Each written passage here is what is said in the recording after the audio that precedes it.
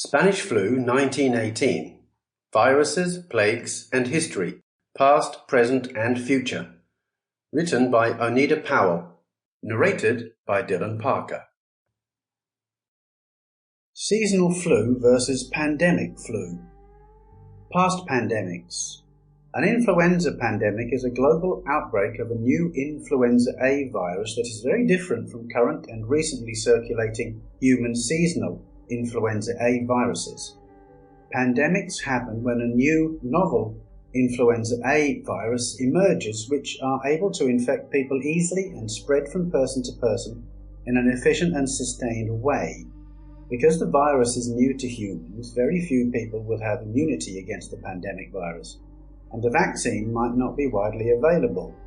The new virus will make a lot of people sick.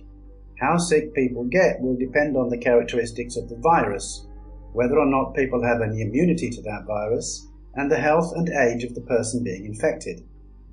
With seasonal flu, for example, certain chronic health conditions are known to make those people more susceptible to serious flu infections. The risk factors associated with seasonal flu can be found at people at high risk of developing flu-related complications.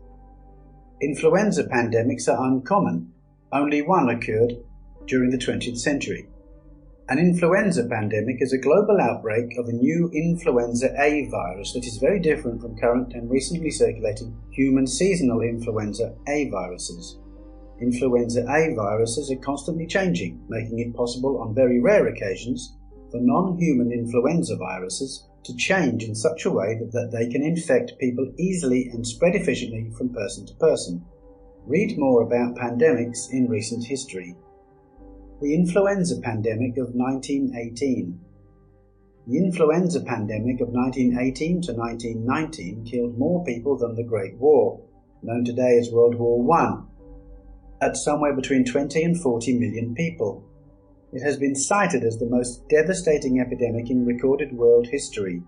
More people died of influenza in a single year than in 4 years of the Black Death bubonic plague from 1347 to 1351. Known as Spanish flu or la grippe, the influenza of 1918 to 1919 was a global disaster. In the fall of 1918, the Great War in Europe was winding down and peace was on the horizon. The Americans had joined in the fight, bringing the Allies closer to victory against the Germans. Deep within the trenches, these men lived through some of the most brutal conditions of life, which it seemed could not be any worse. Then, in pockets across the globe, something erupted that seemed as benign as the common cold. The influenza of that season, however, was far more than a cold. In the 2 years that this scourge ravaged the earth, a fifth of the world's population was infected. The flu was most deadly for people aged 20 to 40. This pattern of morbidity was unusual for influenza, which is usually a killer of the elderly and young children. It infected 28% of all Americans, twice.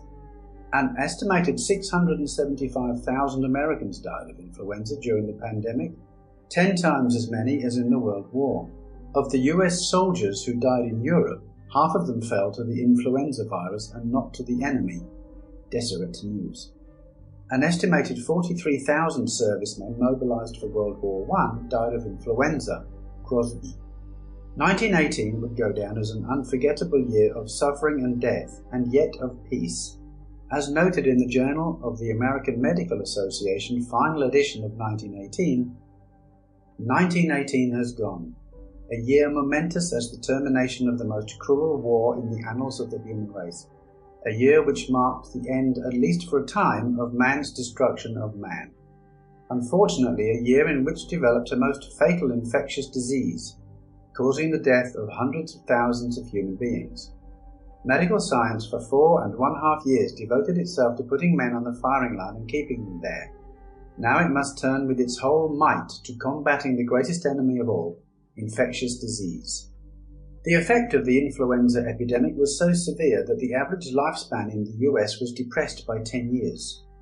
The influenza virus had a profound virulence, with a mortality rate at 2.5%, compared to the previous influenza epidemics, which were less than 0.1%. The death rate for 15 to 34-year-olds of influenza and pneumonia Sample complete. Ready to continue?